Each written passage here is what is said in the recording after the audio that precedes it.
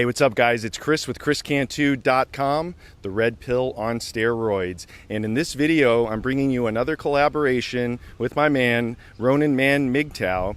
And today we're going to discuss loving the one you're with. Loving the one you're with. And as we're having our discussions, you know, we're kind of like our philosophers sitting back and discussing different topics and ideas about life and about what we see in the world. And this morning, Ronin and I were talking about loving the one you're with and being in the moment, being in the present, and appreciating what's right in front of you. And I think, at least from my perspective, oftentimes we focus on things that are outside of our control, outside of our purview, rather than focusing on what's in the here and now. So we want to expound upon this topic. We want to touch on different areas, and we want to bring you this information so that you can absorb it, give your own thoughts, you know, disagree, agree, whatever. But what we're trying to do here is build a rational, philosophical discussion about different areas of our life, and fight through and seek the truth. And so with that, I'll go ahead and turn it over to my man Ronin. But Ronin, how you doing today, man? What do you think about loving the one that you're with, and kind of kick us off today? All right, cool, man. Yeah, it's good to be here. You look great. A great shot here. Yeah, it's awesome. Loving it, man. Beautiful day out here. The trees and the birds. It's awesome, man. Yeah, I can feel the sun just baking on my back. It feels great. Yeah, I think basically loving the one you're with is it's okay. To back up a little bit. Yep. I don't think anything's real that's basically not real. Basically, okay. So things that are in front of me are real. So we are physical beings, right? So the things I'm talking to you now, I'm looking at you now, right. This is real, right? And I think in some sense, video is real because it's a recording of something real. Right, in time, a slice of time. You can watch like an interview of somebody, right? There are things, and you read a book maybe, and you envision the author maybe like climbing a mountain or falling off, getting his hands stuck between two rocks and the pain he's in, and he's hungry, and you can kind of go there and create that in your mind, and that is a real thing, right? To me. So there's physical real, like most stuff is physical real. So I'm sitting in front of you, we're hanging out this morning, we're talking, and I think that what people tend to do, especially now, the digital age, is they send messages, they look at old pictures of high school or whatever friends, and they feel like that must be real, like that is also real, right? And I just don't think so. I think that it's like a movie. We're watching a movie of click, click, click, click, click, click, click, click, click, click, click right now in this moment. And that's all we have. So it's not like so much like in the moment, some word that some feminist uses. It's more like we just have right fucking what we can see. Like this is, and feel right now. So I think that the key is to know what's real and what's not real. And just to say, that maybe that's real at some other level. Okay, maybe there's something else there. There is something else there, right? When I see a picture of a friend of mine in high school who can still surf at 50 years old, I look at that and I'm like, oh wow, I didn't know Rick could still surf like that. Wow, that's cool. So there's something there, but it's not the same as a real relationship. So I think so I think it's like, I think if you want to be friends, I know for myself, if you want to be friends with me, you got to be with me. There is no half-ass. Like, for example, when I say goodbye to somebody, like when I move countries, I don't say I'm going to keep in touch because I might never see them again. I was friends with them and we enjoyed a lot of time together. And I hope that it would be cool if we saw each other again and there was another relationship. But I think, okay, here's the thing that's connected to this too, is the necessity to be able to say goodbye. Most people can't say goodbye.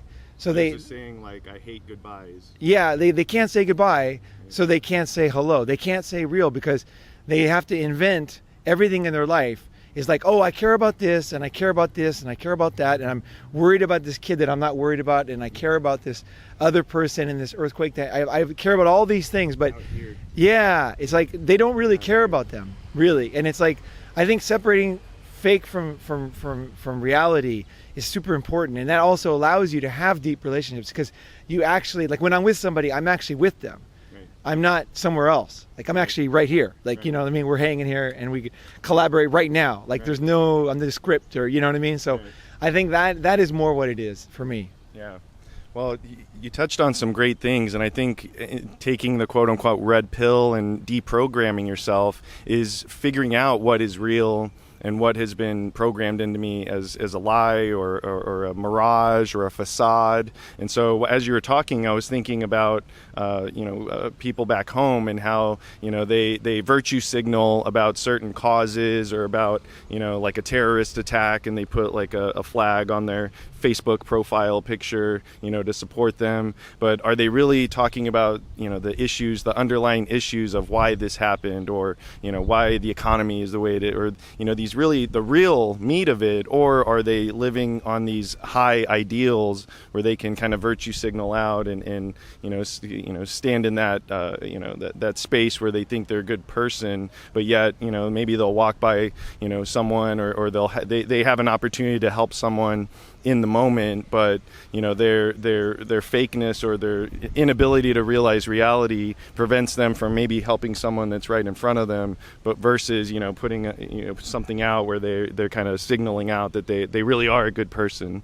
And I think another thing that you mentioned is as I'm seeking the truth and forming bonds and relationships with different men, primarily all over the world, I treasure those relationships so much more. Because when we can be in the moment and experience that piece of truth or that piece of discovery, like that's real to me in the bonds that I'm building along the way, versus having a long distance relationship, or keeping in touch with family that's back home that I haven't seen or spent time with in a year or two, and to for them to expect me to care about them on on another level when they're not in my life day to day, or we haven't spent that real time, versus I'd rather just spend the time being in the present and the real. And then if we meet each other, let's be in the present and the real when we meet, but not from like a long distance kind of thing. Right. Does that make sense? Yeah, totally makes sense. And you made me think of a lot of stuff, like the value of making a video, for example, is that when you are in the moment, when you are yourself, when you're honest and you're putting it out there, what happens is you attract people who are like that, right? So when most people do, like I have this friend right now, I don't want to say it's an acquaintance, but he basically tried to pretend like he had all this money, and then basically it's all falling apart now. And the guy's not young, and he's going to lose. It's going to all go down the drain. He's got child support payments. He's got this new young girl that he's trying to impress. It's all going to fall apart because he was fake, right? And like it all falls apart. So I spent a lot of time with that guy that I now consider wasted, right? But with a video, with the cool thing about video is it mass puts the idea out there. A lot of people will not resonate, will not agree with it, right? But the people that do agree with it will be watching, like right now. Right. And so you attract people that are actually like you if you are honest with what is real in your life, and like really know. You have to know what's real more than be honest, right? Because you can try to be honest, but if you don't know what's real, it's like putting out more bullshit, right? So the key is to know what's real, and then to express that, and then to see what the cat drags in, basically who comes along, right? I think that's the beauty of that's who you attract. That's right. People that are like thinking like that, like they're like, oh my gosh, I've never heard that before. God, it's like almost all like things that people care about, supposedly care about, are fake. Like they don't know what they feel, right? You know what I mean? That's like goes to like pretend feel. So they pretend feel about something else. I think they logically try to like logically. I think I feel because I must. I'm a good person, so I'm gonna pretend that I feel this way because I'm supposedly a good person. Man, you hit on a key point as far as knowing what's real, and I think in this not in this community, but in on YouTube and people putting information out, they only want to show you the best parts of their life. They only want to put the best face on.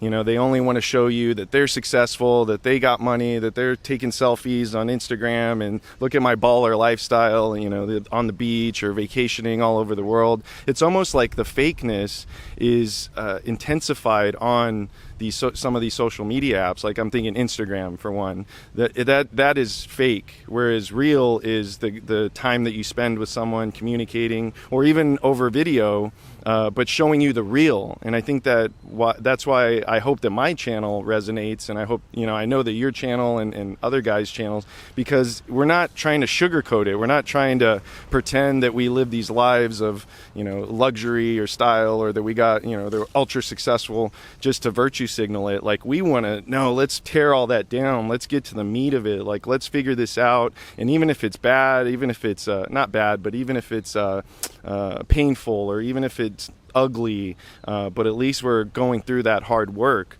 And so I think with my approach is, well, I'm going to show you guys the good, the bad, the ugly, and you really helped me with that too, because I remember when we were, when I was kind of going through it and not figuring out what my next step was, you told me just record it, just record what you're going through, whether you post it or not, it doesn't matter. But doing that and then putting that out, man, that connected with so many people, because they're so tired of seeing the fake out there.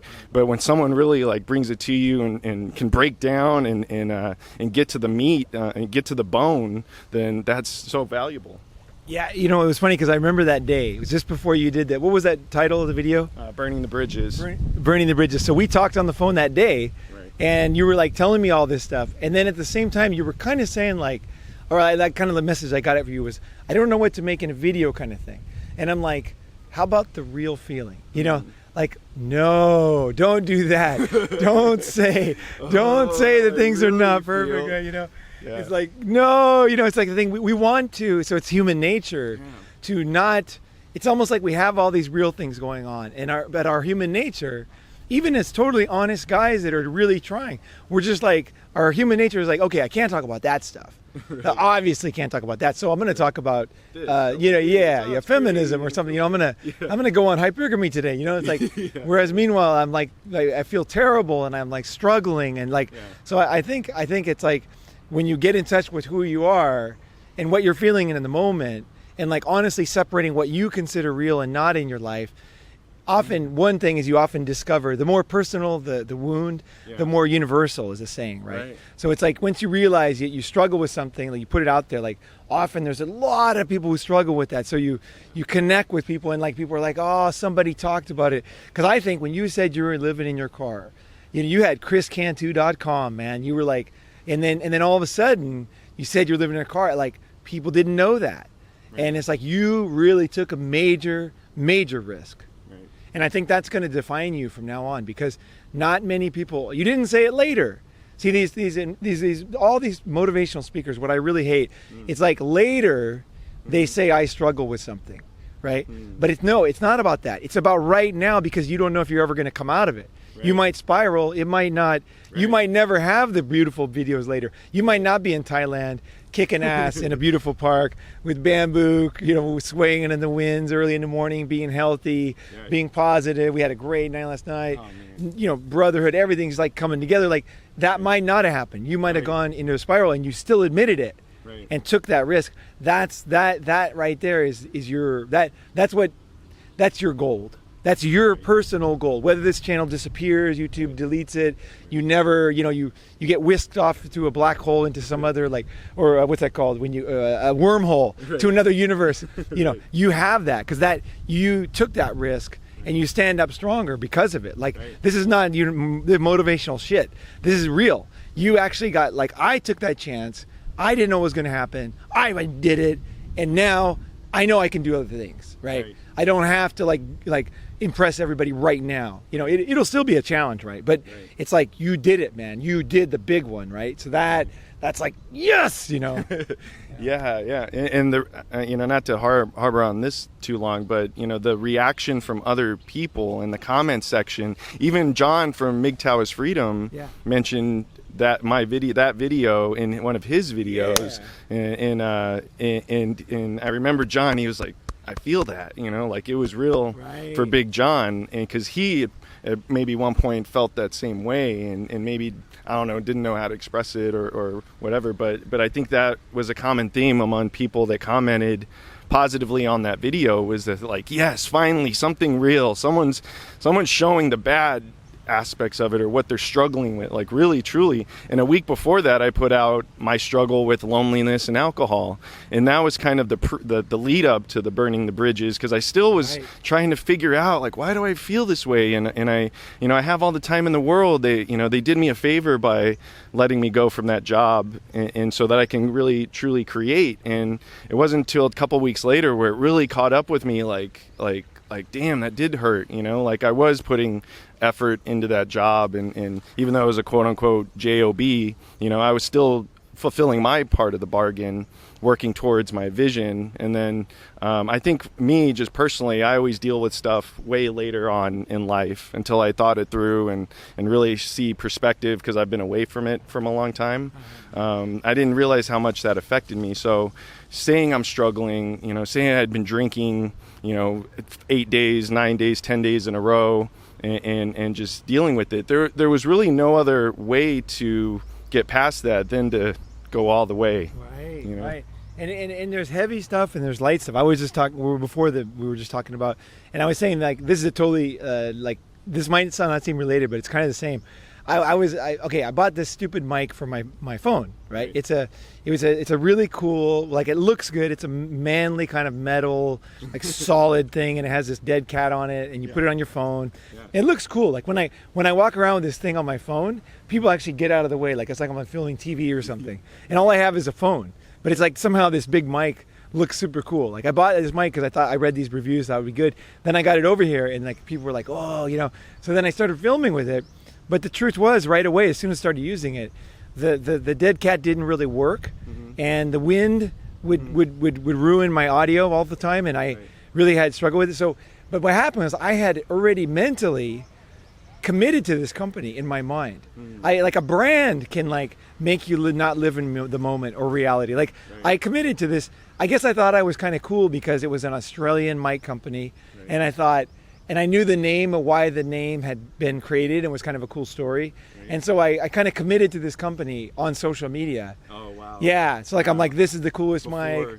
Yeah, but and so, like, I'm like, already made my commitment, and also because it's kind of manly and there's a good story. But the reality is, for what I needed it for, it didn't work. And it took me like 2 months of ruined videos to finally say, wait a second. Like, what am I doing? What am I doing here? This mic sucks for me. I never use it again, you know? And, you know, it's like, you can be even, like, out of, like, reality and, like, justifying it over a brand, you know? Like, so it doesn't have to be something heavy. Like, just, the reality was, right away I should have said, this mic sucks. Like, this mic doesn't work for me. Filming outside. Man, you just brought, like, you just really brought up taking that symbolism to relationships and maybe even marriage. Like, how many guys commit to a brand of marriage or a brand of relationship with a woman, and then they have to go through so much pain and struggle, but they've already committed to their family, to their friends, and so they can't, you know, they need to save face by keeping on the facade in the relationship. And whether it's marriage or long-term relationships, you know, they had to do a bunch of videos that fucked up, or they had to go through a bunch of drama and pain from a manipulating woman, or, you know, from them cheating, or hypergamy, or monkey branching, or something.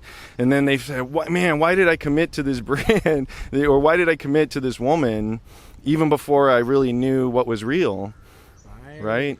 And so maybe a lot of guys, and I think what we're trying to do is speed that learning curve up for guys by giving them our stories, our testimony, what we see out in the world, so that you can not believe us, but take from it what you can and leave the rest, but that it hopefully helps guide you to better decisions, and maybe next time getting the mic, you know, making sure it works, you know, making sure that it does what it needs to do. And then it's like, okay, this is, you know, I know this is real, and then committing to it. So, yeah, or even being, the older I get, the more I'm slow to commit. Because it's like, you know, I might use it in one experience and it works great. You know, I'll tell you what happens in Thailand is someone comes here, right, and they'll go to a Thai restaurant. They don't know anything about Thai food, really. And they'll say, this is the best Thai food, it's the greatest place, or this hotel has the best service, because they were downstairs when the guy went there. And then later the place screws them over. Meanwhile, it's on Yelp already, And it's already like bringing tons of clients forever to that place. Right. And the guy totally sucks. And like they were too quick to commit. So I think like basically be very careful of committing, because what are you committing to? Like, are you committing, like, is that what your life is? I would say like always keep your cards close to your chest, and just don't be so easy to commit, because the older you get, you realize that some things are good for this, they're not good for that. They're good for a period of time, and then they're not good. And then, like, do you really trust this hotel? Would you put your personal brand behind this hotel? Like, you don't even know these guys. Like, tomorrow they could sell it, have the same brand name with a new owner who's a total asshole, right? Like, that's like totally beyond even their commitment, right? Their control, right? So I was thinking about something like my favorite book of all time is How I Found Freedom in an Unfree World by Harry Brown, and I did a review of that book. It's the best book for MGTOW. I'm telling you, this is like, this guy, he explains things so simply, and his thinking is so clear. Like, one of them is the previous investment trap.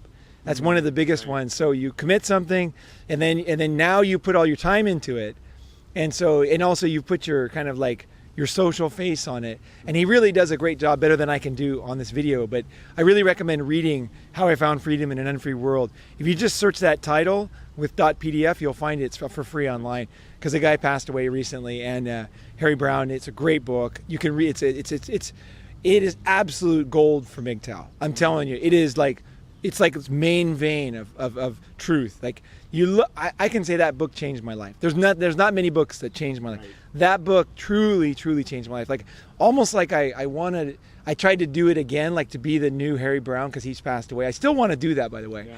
I still want to be the new Harry Brown, but I don't know if I'm capable. He's so genius. Wow. Like, it's so good. That's like, how do you improve on a 64 Mustang, right? It's like, it's perfect for what it was, the technology available, right? Yeah. Or the new Tesla Roadster, whatever, it is that you think is perfect, right? So, but I think this is the type of stuff, it's not society controlling us in this sense. It's our own minds. It's the prison of our own minds. We make these commitments. We feel like, hey, I studied to be, this is what happens with doctors all the time. And this is what happens when I change professions. I spend all this time and money to get good at something, and then when I get good at it, I realize it sucks. Like, it's not fun, right? And then I all of a sudden, it's like the Matrix. I realize that almost all the guys doing that job are not happy. Like, they have a similar opinion on it. Like, when you talk to them, they're like, oh yeah, that sucks, or you can't do this. You thought you could when you do it. When you join the military, it's one thing, and you get in there, it's different. You become a doctor, you think you're gonna help people, and actually, this and that, it's just insurance and all this other stuff, right? So I think that the ability to change is the other thing you have to be able to do, and that's the hard part. It's easy to get angry, but it's not easy to say, wait a second, because I think life's way too short to not change, because you just have to discard the things that don't work in your life. So you recognize them, you discard them, and then you look for something real. You go deep into it, you recognize what it really is, and then you either keep it or discard it, and you go to the next thing, and you just like endlessly have that curiosity. And you're also like always a finger on the pulse, like, is this really what I expected? Like, almost like taking notes sometimes is good. Like, I expected this job or this relationship or this country to be like this, and then now you write the notes and it ain't like that, and you're like even your own inner self doesn't want to admit it, but if you write the notes, you're kind of telling on yourself. And then you go back and read the notes, and the notes are like, oh man, again, I was an idiot again. but actually, that's obviously what makes your life good, right? It's that ability to not cheat yourself. Right. I think that's a big part of men going their own way, is we're discovering that the things that we're led to believe were marketed to us a certain way, and then as we quote unquote take the red pill, we're getting deeper into truth. And what I like in our discussions, and I mentioned this before, is that when I say something and you're like, no, it's not like that, it's like this for me, and it's like, oh, okay. So as we're going through these videos, and I know a lot of you guys comment and you say, oh, I agree with this, or no, this is wrong. It's like we're all trying to figure it out together, and that's why this community and this brotherhood is different, and it's building more momentum and power within us, because we're open to share ideas, and we're open to disagree. And we're not gonna flail around like, oh, they disagreed, oh, he's whatever, XYZ. It's like, no, okay, well then you're challenging my thoughts. Maybe I'm standing in the wrong. Like, maybe I need to evaluate my thought process on that particular thing, because if someone else is seeing it and then maybe I hear it from a second or third person, it's like, oh, that's on me. What am I missing out on? And I think that like furthers your search for truth, because you realize the blue pill was sold to you, and then the process of going through the hard work to get to where you're living in the moment, you're loving who you're with in terms of friends or people in your life, like that's the getting down to the bone. And a lot of people are just so afraid of doing that work. They're so afraid of admitting that they thought something and that they were wrong about something, and they get locked into that prison, that mental prison. And I think justification, and then I think what that term you just mentioned, where they're so locked in by their commitment, even though they know it's wrong, even though they know it's like literally killing them, destroying them each day, destroying, their soul, their humanity inside, but they can't admit that they were wrong. Because they would rather just, fall on their sword than admit that they were wrong. Right. It could even be a freaking beer company, like just something that stupid, or a sports team. Right. And then you realize as you get older, you change, right? It's like, and then also you kind of look back at yourself and think, I didn't know that much back then, right? So you also, like actually learn more and you change, right? Both, right? Yeah. You get wiser and you also change. Those are different, right? But like I was just thinking of something like, I think the reason why we have an advantage as MGTOW is because we are forced to, like society's always telling us something, right? Like this is the way men have an advantage here. And the thing is, we have to like look at that. We're being surrounded because we are basically, we ping off other people. So if everybody starts running a certain way, we will also run that way or want to run that way, because we think, well, also group preference. And also we also evolved in an environment where it was life or death, and it was pretty smart to go with the group a lot of times, not to be stubborn and say, oh, I don't see it, so it's not there. And then the tiger comes and eats you, right? So I think that there is part of us that is one of our survival mechanisms, is recognizing our fellow humans' behavior and then just going with it, right? It's like, I'm out of here. I don't know what it is, but I'm out of here. There's a snake, there's a something going on that is not good, right? So, and then, but in modern life, it's very rarely like that, right? So, but we still are the same way, right? We're still like, we still like, oh, everybody likes this, or everybody hates that, or whatever. I got to be like that. But like, I think we have an advantage because every day we're forced to say, we hear society say, like in my Japanese video, like talking about the Japanese family, like the Japanese guy, he sits at the power seat in the house, right? He seems like he's the man, right? But if you know a Japanese family, the guy is it's almost like a figurehead. Like he's just run around by the wife, and he's giving all his money to her, and he gets a tiny salary, $10 a day or something, to spend on his daily life. She gives all his salary to his wife. And so he sits at the table, so people will say, well, that's patriarchy, because you look at him with the power seat and look at him smoking and everybody else not, and so you have to like, in order to get the red pill, it's not from all videos, it's from you looking at things and say, wait a second, is it really like that? Because you have to consider that maybe something is real, like patriarchy. Maybe there is something there, right? It's not like, oh, everything's fake. Oh, I'm right about everything. It's like, no. It's like, wait a second, what is real? Like, is that guy sitting at the table or whatever so powerful? Like, let's look at his life a little bit, because what society does is they look at women. Right, we were walking by Snow White and the Seven Dwarfs, and like they have these like thing down by the station, right? And like she's the queen, everybody else is working. Santa's on the sleigh working, the reindeers are working, all the soldiers are guarding her, and then the all the little midget guys or whatever they're called, they're all like, they're all like simps, supporting her, right? Her dream is she's standing there staring off, like my dream, right? And it's like you have to look at that with your eyes and say, wait a second, where is the like men have dreams, men have desires and dreams, and we want to fulfill things, we want to create things and discover things. Where is the young man in any of these stories? Right. Like Pinocchio, we were talking about Pinocchio is a great story, but I was thinking about this. I was going to make a whole video on this, but I thought, like, okay, how women are always saying, like feminists are always saying, and society's always saying, everybody's saying, is that women never are like taken seriously, it's never looked deeply enough, and we don't consider their feelings, and it's all about guys. If you watch any Disney movie, any old movie, the guy, think about this. Think about the prince. Okay, you got the woman and she's cleaning and she's slaving away. You know her relationship with her sisters. You know that she's unhappy with this. You know that she's sweating and scared and her mother-in-law is mean or her mother's mean or whatever.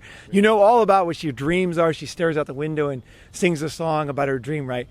The man comes along. You don't even hardly know his name. He's just this guy who comes in. He's got an expensive horse, expensive clothes, and he comes in. And then he says, like, darling, he puts her up on the horse or whatever, and he takes her away. In any fairy tale, the man is the most paper-thin character of all. Wow. And once you realize that, go back and watch him. Right. There is no depth at all to the male creatures, to the male characters in any children's story. Wow. It's always about the woman.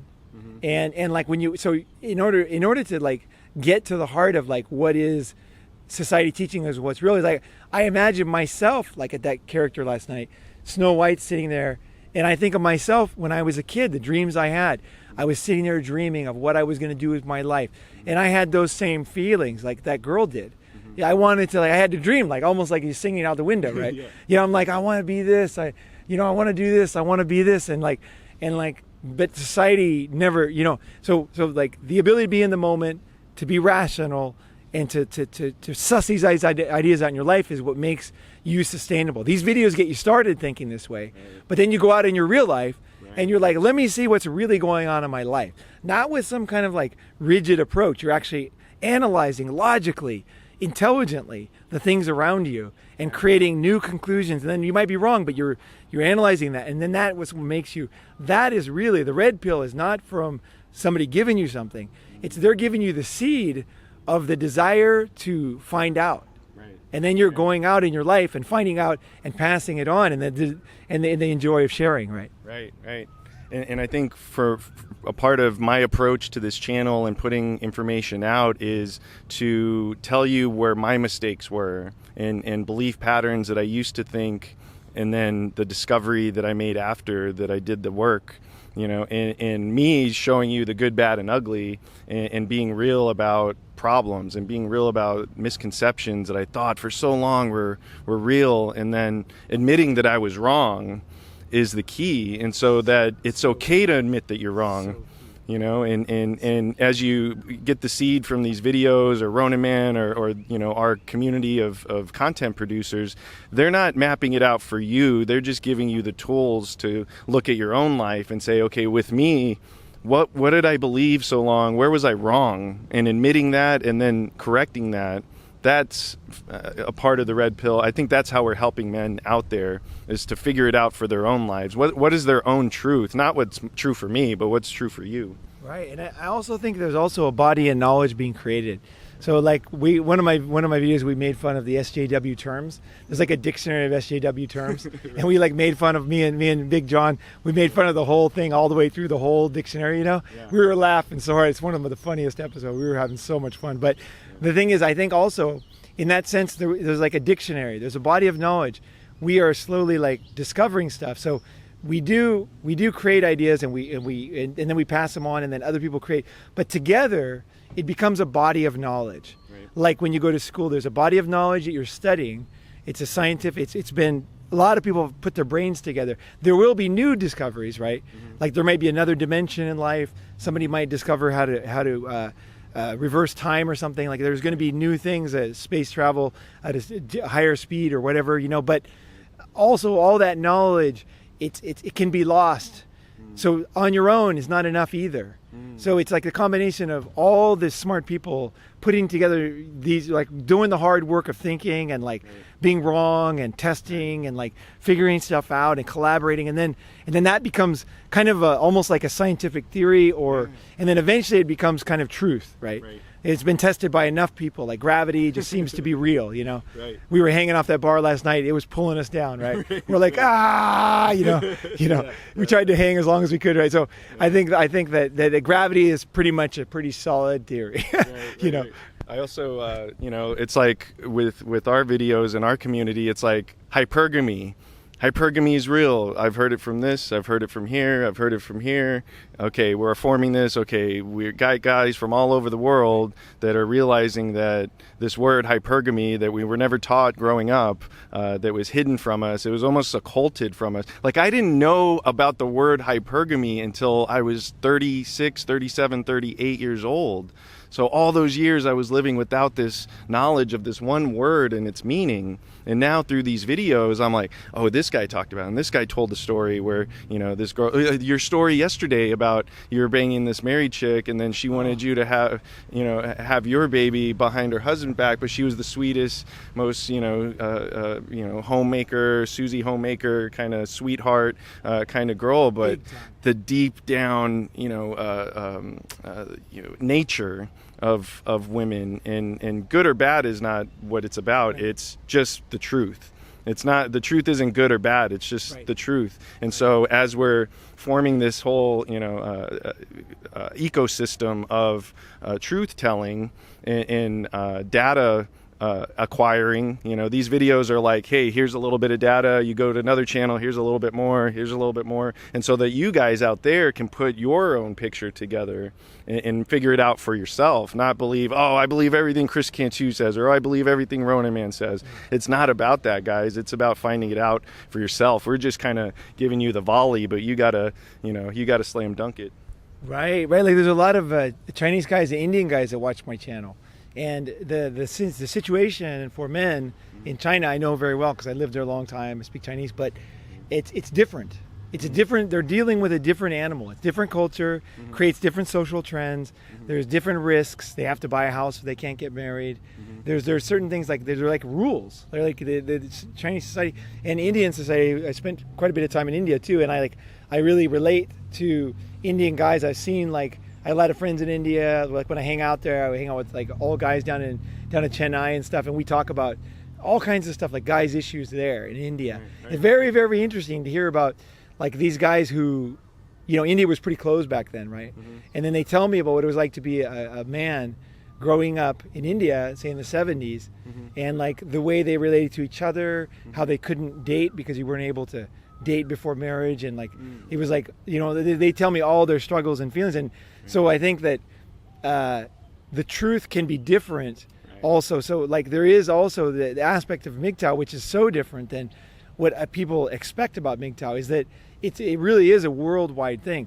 Guys all over the world are interested. They sense there's so much reality for them. There's so much to gain from reaching out to other men and putting these ideas together, right? It's not just one society, one culture. It's like this truly is. And it's not truly because of some Benetton ad. It's because these guys are being screwed over and there's a lot of pain. And they're like trying to figure it out. And it's not exactly the same as what we go through in the West, right? So but seeing what they go through always gives me a lot of like help too. Because I realize that it's different, but it's not. You know what I mean? It's kind of the same too. Like guys, we get this kind of like on the surface, we're supposedly these big powerful guys, but behind every guy that you meet in real life, he's being controlled by a woman usually. It's usually like that. Even a warlord, it's usually his girlfriend tells him to invade, and then he goes and invades. Because if he doesn't, he doesn't get any sex from her. So you see, like, oh my gosh, these supposedly powerful guys are being totally they're like a doll, like a piñata, and they're also like a what is that, like Pinocchio, like a puppet for these girls. And it's like, this is the real world. So it's like, it's guys have difficulty admitting that, because obviously it's not a big compliment to guys that we're like fucking puppets, right? So, but I think that's the other thing, MGTOW, is like not being afraid of that. Say, okay, we're puppets. Like, what else are we going to do besides accept the truth? Like, let's break out of this, right? Why are we doing this to ourselves? Like, what are we thinking? Some warlord that kills people? Like you look at any mafia movie, the guy always goes down because one of his girlfriends tells the police, and that's like true. They got the mafia guy kills like 100 people, and he gets taken down by some 19-year-old girl, and that is reality. And the thing is, women don't want us to see that, because this would show their power, and then like that takes it away, because just showing somebody's power takes it away, right? It's like, oh, wait a second, So I think that also, like, it's similar, it's different, it's like sharing, and it's different cultures, and it's a beautiful fucking thing altogether. Right. I think in that Pinocchio symbology is, we're all men being controlled by some other force that's up here, pulling the strings. And what we're trying to do with these videos and within our brotherhood is, give a man some scissors so he can cut one string at a time. And then he's like, oh, I got my arm back. I'm feeling good. He's like, where else am I still being controlled? My legs, my arms, and get some more scissors and cut another string, and as you keep cutting these strings, you become less and less controlled by society, culture, whatever, human nature, whatever these things are that are layered on top of us, controlling us. And then truly to cut those strings financially, emotionally, spiritually, mind, body, spirit, like in all these different ways is the goal, so that you can be a real boy. You can you can actually think for yourself and make decisions and guide yourself in the real world without this facade, without this so that you can love the ones that you're with, and that can be true, versus thinking you need to be controlled by something and loving something that is actually wants to destroy you. Right. And then the strange thing about that, once you get your free will, which is obviously it's on a gradient, like it's not, we're never 100% either way, but as we get more and more knowledgeable about situations and ourselves and where we're cheating ourselves, where we're lying to ourselves and all that, we I lost my train of thought. It's like, I can't even, I was going to say something, damn it. But yeah, no, we never are 100% there, right? That's like that wasn't the idea, but basically we're never 100% there. We're always working on it. We're like, and we're seeing it in our friends. Like, I have friends, they can be really smart, and then they can be total idiots with one issue. Right. It's like, how can you be this stupid? String attached. Yeah. Oh, that's what I was gonna say. Oh yeah. So so you can't judge this stuff from the outside, because Pinocchio might be hanging around his dad's house or whatever. He might be like making some wooden box or whatever, out of whatever he's doing when he's a puppet. Well, once he's cut those strings, he might be doing the same thing. See, but it's a completely different experience for him, because it's what he really wants to do. Right. So like, okay. Yeah, like a lot of guys get into yoga because they have a girlfriend who brings them the first time. Right. But then they get there, like, I really like this. Right. So even they break up, they've always like, they're like, I'm so really glad I got into yoga, right? So that wasn't me, but I know a lot of guys in yoga class are like that. Like, they always say the same thing. Oh, I had this girlfriend, and she dragged me to yoga once. That's and like, with me too. Yeah. First time. That's what my yoga teacher told me. Yeah, right? Is that right? Yeah. My yoga teacher told me, he's like, you're one of the few straight guys who came here on his own. And like, I went because he was my friend. Like, that was a different situation. I wanted to hang out with him more. He has a class. I want to go. Right. But a lot of guys, like, still, that opened a door that they now choose to do. Mm-hmm. So society might even, like, it doesn't matter what people think. They think you're a puppet, whatever they think. It's your internal journey, and when you don't always know. Sometimes you have to dig and find out, but your friends help you, and the more you get better at this stuff, the more you're in touch with yourself, the easier it is to see, God, I'm lying to myself again. Right. I'm believing it. I watch basketball. I've been thinking, looking at myself from the outside, like, why, since you came over, like, why am I watching basketball like all the time, like too much basketball? Dude, that's so funny you mentioned basketball, because this is the first year that I haven't been watching basketball, but I would always go to that same channel, watch the same 10-minute highlights from each game. And then why would I spend 10 minutes, 20, 30 minutes watching this game? The same games happen every year, the same teams, the players may change up a bit, but nothing gets accomplished from one year to the next. Nothing dramatically shifts in the world to get us closer to truth and our own, power, self-power, and none of that happens. But yet we still got that one NBA string, that one figure of ours that, we can't cut. And finally I cut that string, and I'm like, I'm not supporting the Spurs, and I don't care. And even last night I was tempted to go to ESPN.com, and every time I hit the E to hit the autofill in my browser, I'm like, don't hit the E, don't go to ESPN anymore. So even cutting more strings. I think I'm going to start watching less basketball, because I did enjoy it for a little bit.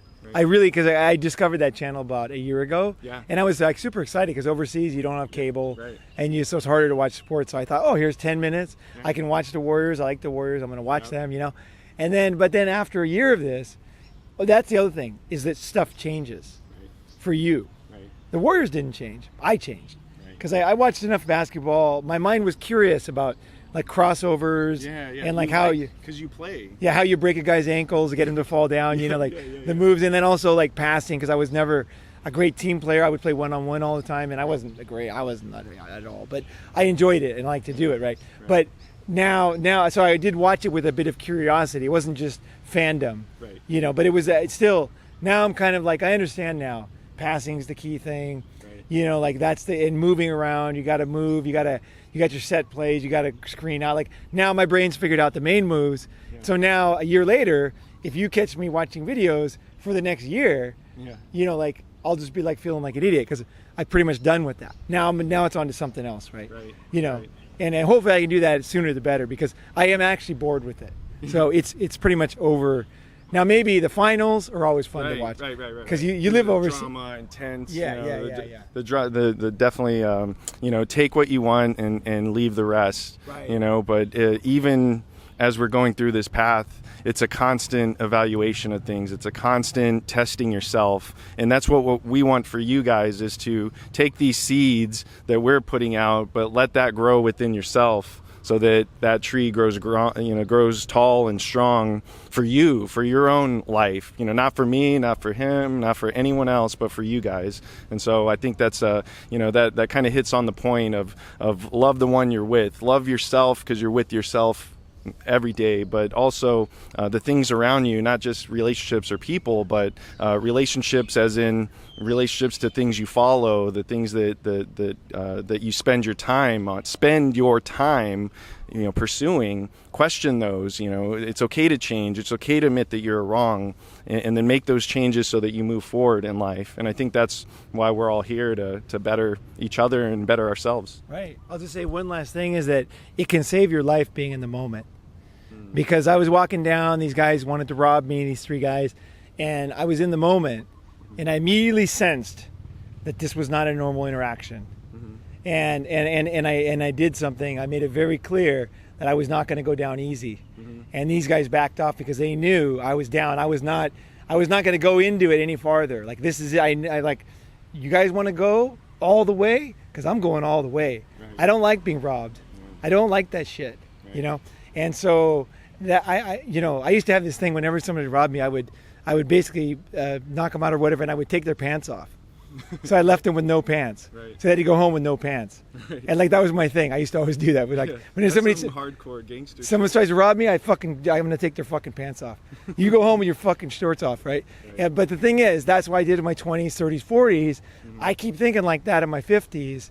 It's going to one day have bad luck. Right? You know, and so that's kind of gone by the wayside. But also being in the moment and realizing this is dangerous, so you can save your life. So it's not just for fulfillment on the good side, it's also on the bad side.